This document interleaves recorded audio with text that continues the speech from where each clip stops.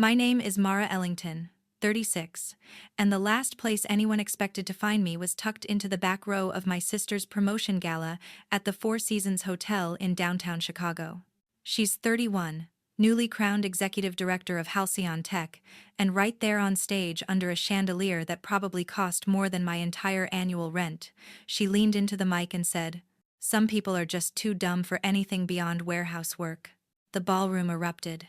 80 guests, investors, executives, distant relatives laughed like she was performing a comedy routine. I sat very still. Then my parents stepped forward, holding a lacquered wooden gift box. Inside, official documents transferring my grandmother's restored $92 million Lake Tahoe Lodge into my sister's name. My father placed a velvet pouch on top keys to a brand new Porsche Taycan, ribbons still attached.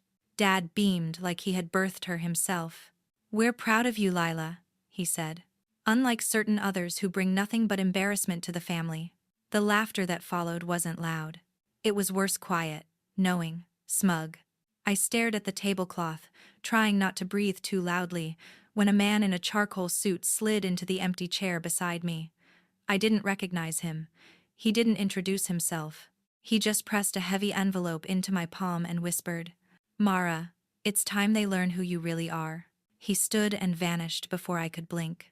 Every weekday at 5:10 a.m., I drag myself out of my studio apartment in Logan Square and drive my rattling 2009 Toyota Corolla 40 minutes south to the packaging facility in Cicero. The dashboard light flickers like a dying firefly, but the car still moves, so I can't complain. I punch in at 6 sharp, tie my hair back, and step into my 10-hour shift on the inspection line. Hundreds of pharmaceutical bottles roll past me every hour. My job? Spot the defects before they hit hospitals and clinics. One mistake can cost the company millions. One mistake gets someone fired. My back aches by noon. My eyes blur by 3. My paycheck, $47,800 a year, covers rent, utilities, and whatever groceries I can stretch for a week. My lunch is always the same. A turkey sandwich I eat standing because the break room chairs are always taken. The fluorescent lights buzz overhead, sounding like they resent being alive as much as I do. Meanwhile, across the skyline in Streeterville, my sister Lila sleeps until 8, orders a $17 green juice delivered to her penthouse, and is chauffeured to her office overlooking Lake Michigan. She earns $320,000 a year, plus bonuses, stock grants, and whatever perks come with being the family masterpiece. Mom and Dad flood the family group chat with screenshots of her interviews, her podcasts, her feature in Chicago Innovators Weekly. Hearts. Applause emojis. Fire emojis. All for her. My name hasn't appeared in that chat since early spring. Last winter, during the overnight shift, our carbon monoxide alarm started shrieking. A malfunctioning boiler in the storage wing was leaking gas fast enough to knock people out. Some froze. Some panicked. I grabbed the emergency intercom, ordered everyone out, and dragged 2 unconscious temp workers to the loading dock myself. The fire chief later said I'd saved 12 lives. My parents never mentioned it. But that envelope in my hand? That was the night everything changed. I didn't think. I just reacted. When the carbon monoxide alarm screamed through the Cicero facility last winter, instinct shoved fear out of the way. I sprinted across the floor, slammed my shoulder into the emergency shutoff valve, and held it down until the pressure gauge finally sank to 0. By the time the fire department arrived, 47 co-workers walked out alive. The thank you letters started showing up a week later, slipped under my apartment door, stacked in my mailbox, tucked under my windshield wiper at dawn, handwritten notes from people I barely knew. Some included drawings from their kids. Others taped on a $5 Starbucks card or slipped in a folded $20 bill. One woman sent a Ziploc bag filled with homemade sugar cookies. I kept it all, every letter, every scribbled thank you, in a shoebox under my bed. I never told my family. What was the point? They'd just say what they always say. "You were just doing your job, Mara." Translation: nothing you do matters as much as what Lila does. But Aunt Donna, the only person in my family who has ever looked at me without disappointment, found out anyway. She's my mother's older sister, a no-nonsense ER nurse in Milwaukee, who works back-to-back double shifts and still calls me every Sunday like clockwork. You did the right thing, Mara, she told me last week. Her voice steady, warm, too calm for someone who sees daily trauma. Don't let them shrink you. I laughed it off, but her words stuck. Months earlier, she'd mailed me a care package, protein bars, blister tape, ibuprofen, and a note that read, "For the hero who pretends she's not one." I ate those bars during the overtime weeks. Never mentioned it to Mom or Dad. They never asked. Meanwhile, the Ellington family group chat is basically the Lila highlight reel Lila on a billboard in downtown Chicago. Lila speaking at a conference. Lila closing a $1 million partnership. Their hearts and fire emojis practically burn through the screen. My messages stay on read for days. They assume I'm fine. They assume I'm too busy, too quiet, too insignificant to notice their silence.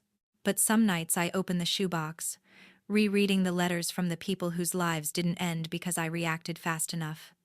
One note says, "You gave me one more Christmas with my daughter." Another, "I owe you my life."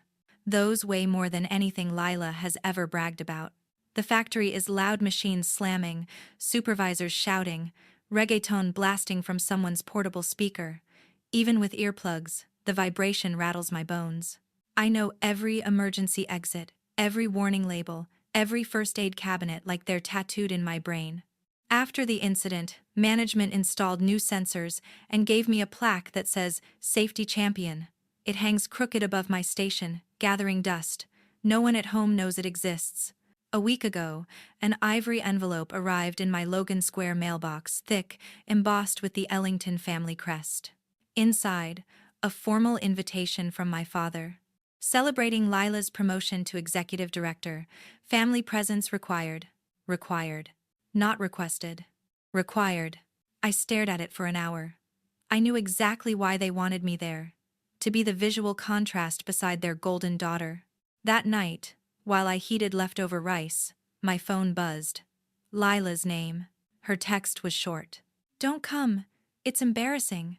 Exected and well. Friday evening, the Four Seasons ballroom buzzed with 80 guests in tailored suits and glittering dresses. Chandeliers shimmered like ice. Waiters glided by with champagne. I slipped in through a side door in my worn work slacks and a wrinkled blouse, ignoring the stares. I wasn't here to blend in. I was here because of the envelope still hidden in my bag, the one that would change everything. Aunt Donna, who had driven down from Milwaukee straight after a 12-hour ER shift, spotted me the second I slipped through the side entrance. She lifted her hand, waving me over to a small table tucked against the far wall.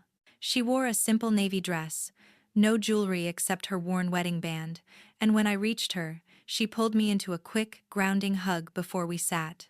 Just then, Lila Ellington strutted onto the stage like she was the headliner of a sold-out show, microphone in hand, wearing that polished, camera-ready smile she'd perfected years ago.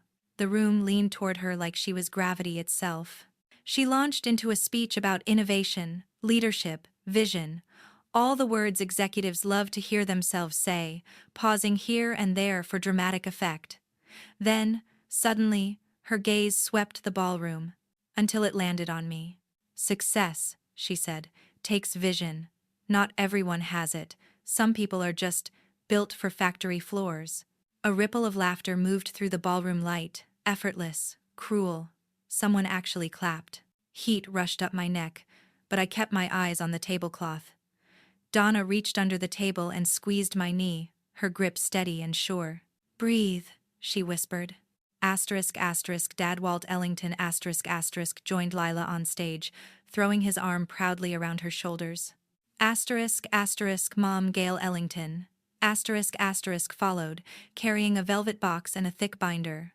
She opened the binder on the podium, revealing glossy photos of a sprawling Lake Tahoe luxury lodge, private villas, glass balconies, acres of snow-capped pines. "To celebrate your promotion to executive director," Dad boomed into the mic, "your mother and I are transferring full operational management of the lodge valued at $92 million to you." The crowd erupted. Champagne glasses lifted. Mom dangled a key fob between two manicured fingers, letting the ballroom lights glint off it. "And this beauty," she said sweetly, "is your new Porsche Taycan.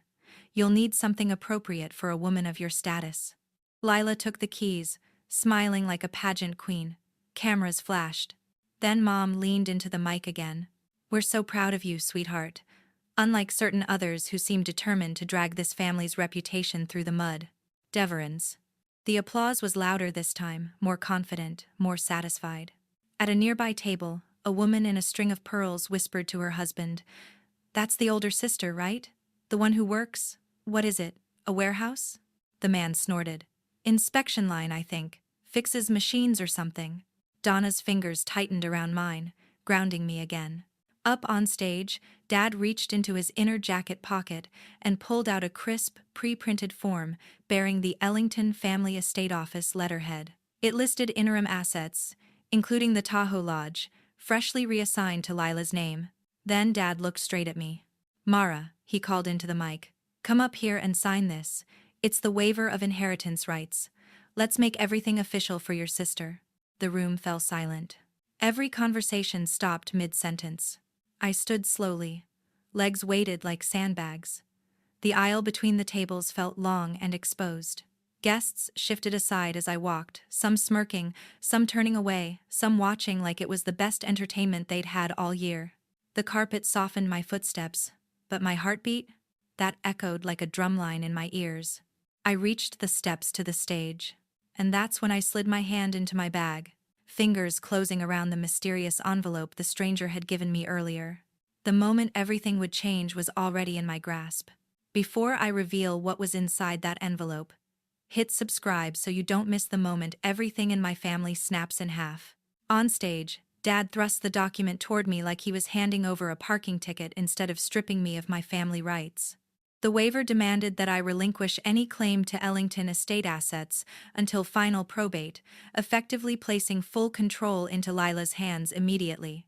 Lila stood beside him, arms crossed, wearing a smirk sharp enough to cut glass. Mom adjusted her necklace, eyes darting everywhere except in my direction. The pen in Dad's hand gleamed beneath the ballroom lights, heavy, metallic, cold. When I finally took it, the chill traveled straight through my palm. The signature line stared back at me, empty and accusing. Guests leaned forward. The room stilled. Somewhere in the front row, a phone camera flashed. At our table near the wall, Donna shifted like she was about to leap up, but she forced herself, still lips pressed tight, eyes burning. I tightened my grip on the pen, knuckles bleaching white. My hand trembled as I lowered it toward the paper. The pen tip touched the page. A bead of ink bloomed instantly, bleeding across my thumb. And that's when the side door behind the stage creaked open. A man stepped inside, a tall, silver-haired figure in a charcoal suit and loosened tie, carrying an old leather briefcase. His presence alone shifted the air. Conversations faltered. Heads turned. Murmurs rippled through the ballroom. Ted Rowland, age 74. Former estate attorney to my grandmother, Eleanor Ellington. I'd seen him once at her memorial, polished, quiet, observant. Tonight, he moved with purpose. He reached the base of the stage, ignoring the cluster of confused faces. Dad's posture stiffened. Mom's hand flew to her pearls. Lila shifted awkwardly, the Porsche key fob suddenly feeling less like a prize and more like evidence. Ted cleared his throat, a single, sharp sound that sliced through the room. "Excuse the interruption," he said, voice steady, calm, and yet commanding. "My name is Edward Rowland, former legal counsel to Eleanor Ellington." He set his briefcase on a nearby table. The ballroom watched with breathless, camera-ready attention as he unlatched the brass locks. Snap, snap, each click, echoing with the weight of something far larger than paperwork. Phones that had been raised to film my humiliation now slowly lowered. Donna's hand slipped from my arm, hanging limp as she stared at him, eyes wide. Ted withdrew a thick folder stamped with a notary seal dated 10 years earlier. He lifted it high enough for the front rows to read the embossed mark. "Mrs. Ellington had this will notarized in my office the week before her final hospitalization," he announced. "The original copy was delivered to the family after her passing, as required." He paused deliberately, letting the silence settle. His gaze locked onto Dad. "But that document," Ted continued, "was destroyed shortly after the funeral burned in the backyard fire pit, according to 2 household staff members who provided sworn affidavits." "It's tell just 10.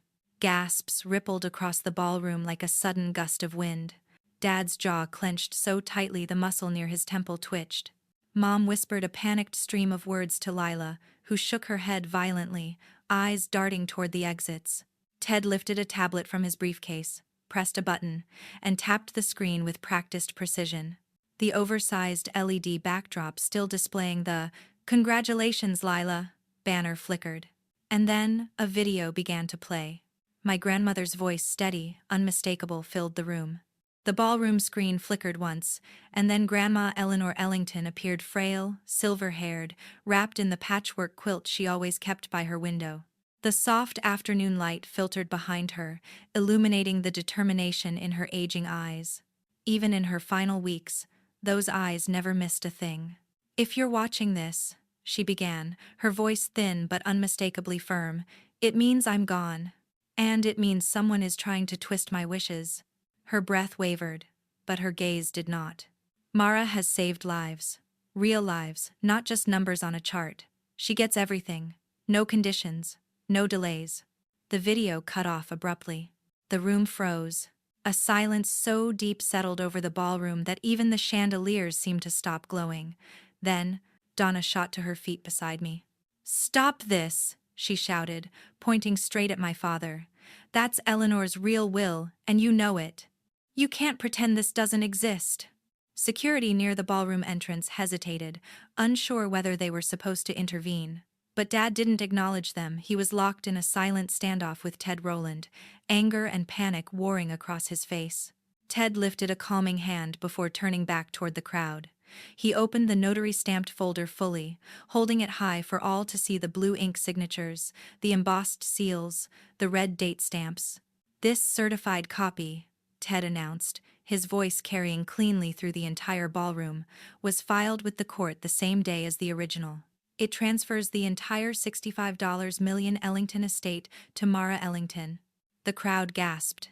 Ted continued, "Explicitly, because she saved 47 lives in the Cicero factory incident last winter. The will is final, binding, and enforceable immediately. There are no interim managers, no waivers, no exceptions." 10. From the stage, Lila lunged forward, face bright red. "This is fake!" she shouted, voice cracking. Dad jerked her back by the arm, his grip tight, his jaw clenched, the tendons in his neck straining. Mom's face drained to a ghostly white. She grabbed the podium to keep from swaying. Around the room, guests whispered frantically. A few investors rose from their seats, speaking in low, urgent tones, one muttering something about liability exposure. But Ted wasn't finished. He flipped through the will's appendix, reading aloud key clauses: asset lists, trust allocations, the Tahoe Lodge ownership transfer, offshore account controls, and the coercion penalty if anyone pressured a beneficiary to sign away rights. Each clause struck harder than the last, like hammers cracking glass. I stood frozen on stage, the waiver still in front of me, the pen trembling in my grasp. The paper now looked absurd, like a prop in a play whose ending had just been rewritten on the spot. Ted looked directly at me across the stage lights. "Eleanor knew what you did, Mara," he said, voice steady. "She reviewed the OSHA reports. She read the letters from the workers you saved. This was her decision." His tone softened just slightly. "It always belonged to you. Dres. Wasn't the clanid exiting every dime." Before anyone could move, Ted snapped open the briefcase again and lifted out a 3-inch stack of documents bound with a red cord. He dropped it onto a nearby table with a heavy, echoing thud. "Let's talk evidence," he said.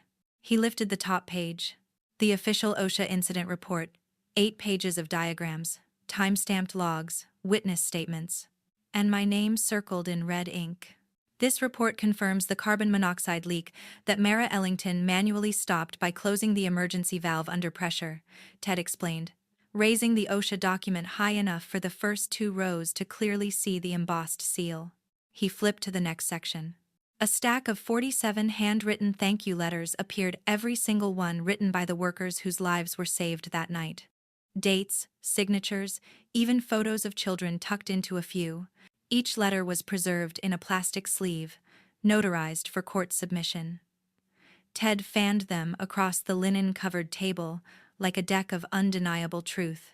Then he slid forward a set of crisp financial printouts, lines highlighted in neon yellow. These records show, Ted continued, that $2 million were funneled anonymously into the Cicero factory's safety overhaul, state-of-the-art ventilation, updated sensors, emergency training programs for all shifts. Center providers, he tapped a circled entry. The transfers originated from a donor-advised fund linked to Mara through her tax filings, yet she claimed zero public credit for any of it. The crowd murmured, stunned. Finally, Ted lifted a framed plaque from the briefcase. National Workplace Safety Award. Presented to Mara Ellington. U.S. Department of Labor, Washington, D.C. The gold lettering glimmered beneath the chandeliers, reflecting across the stunned faces in the ballroom. Then Ted turned to a second, slimmer folder. The cover read, Leela Ellington, in bold marker. He laid out 3 glossy printouts, screenshots of Lila's LinkedIn posts. Her in black tie, smiling at charity galas, posing with oversized checks made out to children's hospitals and disaster relief efforts. She served as the keynote speaker for each event, Ted said flatly, and received $50,000 wired directly to her personal account within 48 hours. He slid the next page forward. Invoices.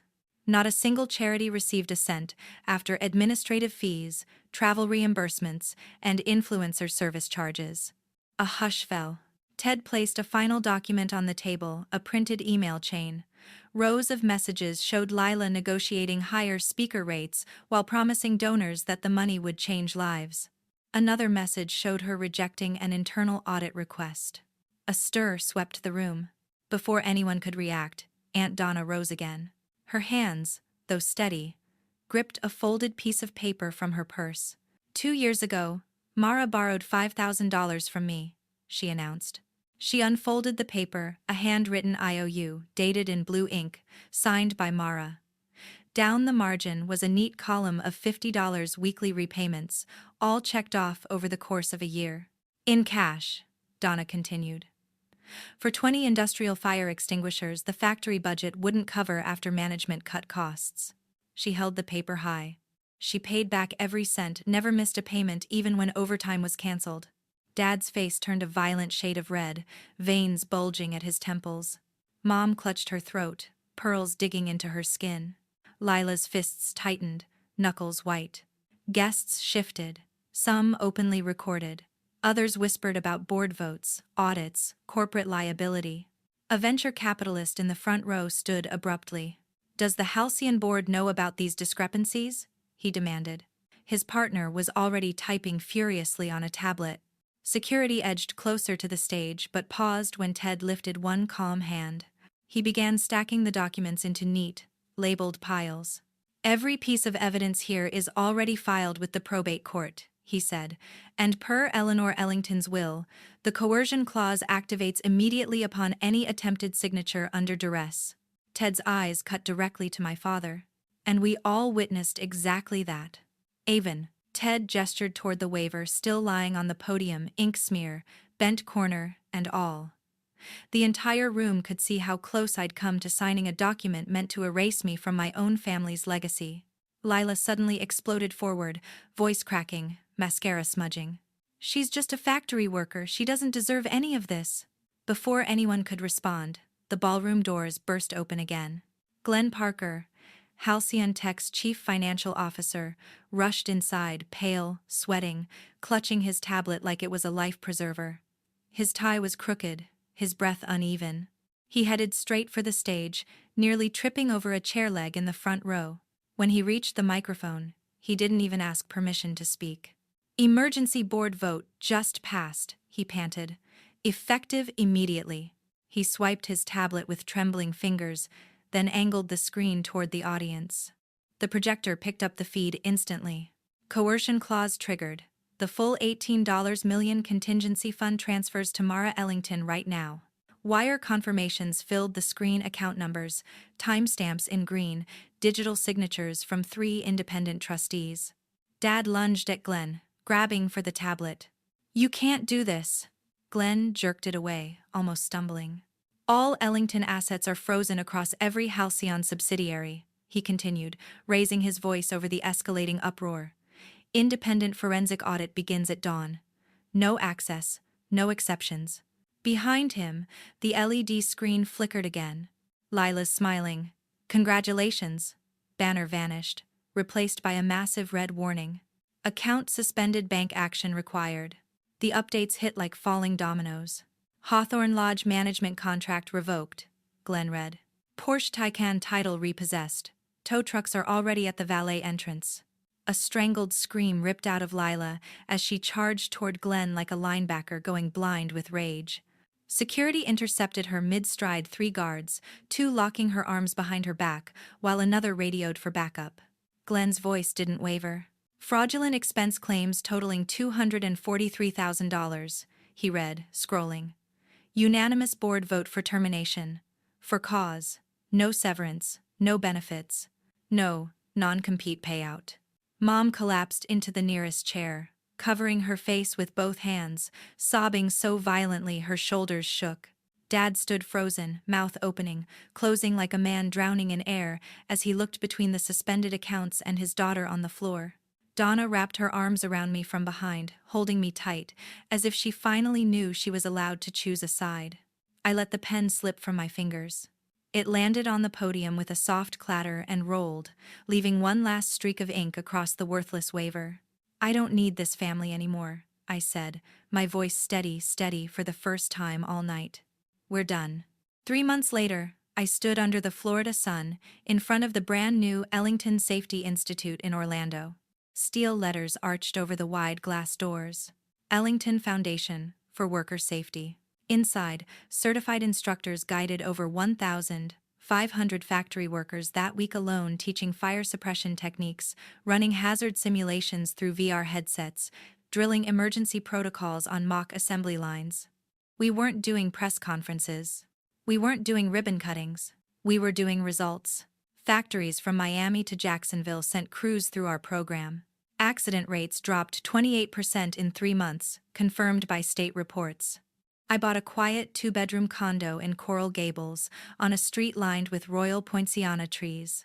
Mangoes fell from the courtyard branches every summer. From my second-floor balcony, I could see the shimmer of the distant ocean. And for the first time in my life, I didn't need anyone's approval to feel whole. Mornings in Coral Gables became ritual, quiet, steady, mine. I brewed a mug of black coffee and sat out on my patio overlooking the courtyard, listening to the rustle of the royal poinciana trees. The Florida heat seeped in early, soft and warm, while I skimmed through the latest workplace safety journals and national inspection reports. Evenings belonged to the bay. I walked the shoreline as sailboats glided through pink lavender sunsets, their masts cutting clean silhouettes across the horizon. Every step felt like shedding another layer of the life I'd clawed my way out of. The factory job was behind me now. I consulted nationwide, remotely reviewing plant layouts, updating compliance protocols, advising on emergency response systems. I only traveled when necessary to Denver, to Cleveland, to a refinery in Baton Rouge, but always returned to Florida, to the stillness I'd built for myself. The contrast between my new life and my family's downfall was stark, almost surreal. Lila, once the darling of Halcyon Tech, now stocked shelves at a distribution warehouse in Davenport. $15 an hour, no benefits, 5 a.m., shifts. She scanned barcodes with a handheld scanner, stacked pallets, and avoided eye contact with former colleagues who recognized her from the scandal.